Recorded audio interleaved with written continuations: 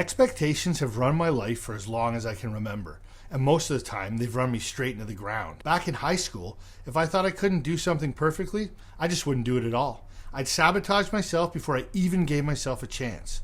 If I got behind on an assignment, or if I thought the final version wasn't good enough, I wouldn't hand it in, and sometimes I just wouldn't even show up to class. On the outside, it looked like I didn't give a shit, but the truth is, I cared a lot.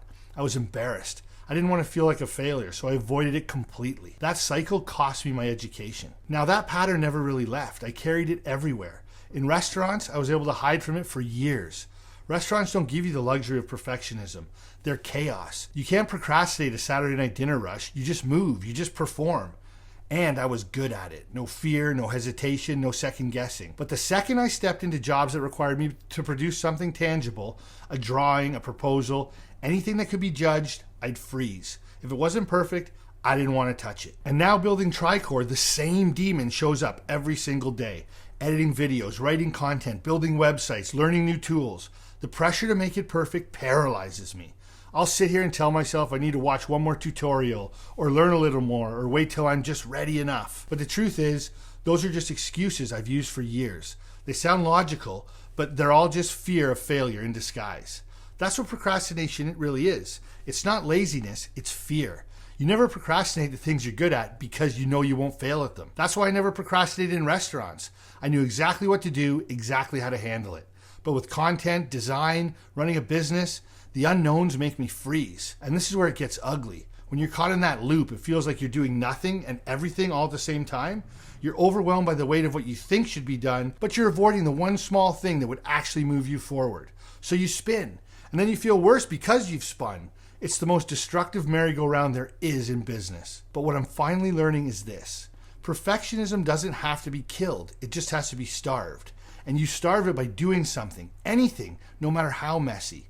10 minutes of imperfect work beats 10 hours of beating yourself up for not starting. That tiny bit of progress is what breaks the pressure. And that's the thing I want to be honest about here. I'm not telling this story because I've mastered it. I haven't.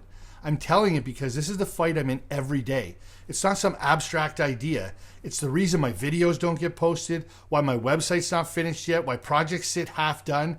It's the reason I lose sleep at night. Every night, replaying the same loop in my head. Now, if you're watching this and thinking, yeah, I'll launch my site when it's perfect, or I'll start posting when it'll be more professional, I get it. I've lived that exact story. But here's the truth I've come to. Published beats perfect every time. Because your biggest critic isn't the market, it's you. And the thing you think isn't good enough is probably exactly what someone else needs to see right now. But I can sit here and say published beats perfect all day. But the scoreboard doesn't lie, and this month for me was a mixed bag.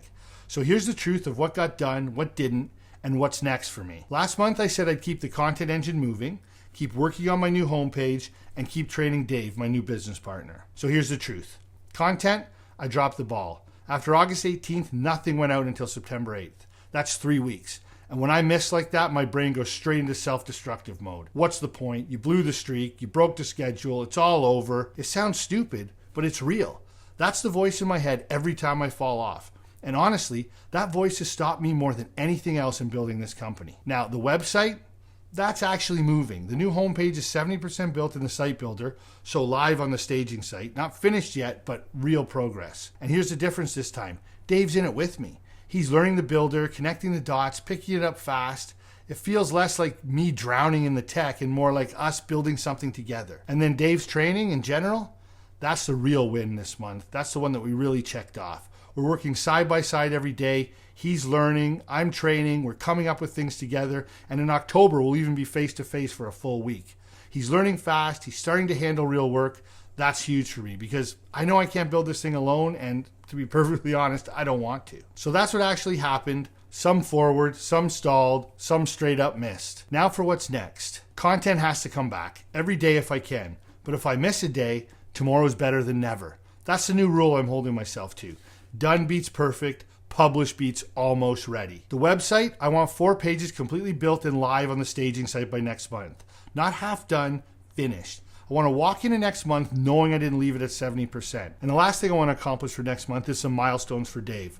I'm going to say I want him to have 3 articles fully done, live on the staging site, ready to go. That'll be our marker for progress for the both of us. So that's it. That's the scoreboard. No pretending, no spin. Some things moved forward, some didn't. It's not pretty or exciting, but it is accountability, and that's why I started this video series. Building a business isn't just about strategy or execution. It's about fighting through your own head over and over and refusing to let the failures write the whole story. This month I was reminded of one of my company's core values: fail fast and learn faster. And what that really means is trying and failing over and over forever.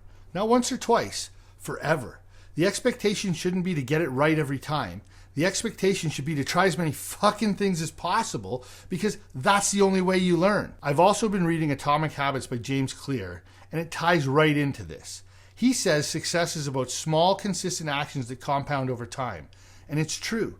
For me, the habit of publishing, even when it's messy, even when I've fallen off, matters more than some perfect streak I'll never live up to. Missing a day isn't failure. Quitting is failure. The only thing that counts is picking it up again tomorrow. So yeah, the scoreboard wasn't perfect. It never will be. But I'm still here in the basement, still building, and that's what matters. So that's it for this month. If you're still here, thank you so much for watching. I really appreciate it. We'll see you next month. And remember, your knowledge has power if you share it.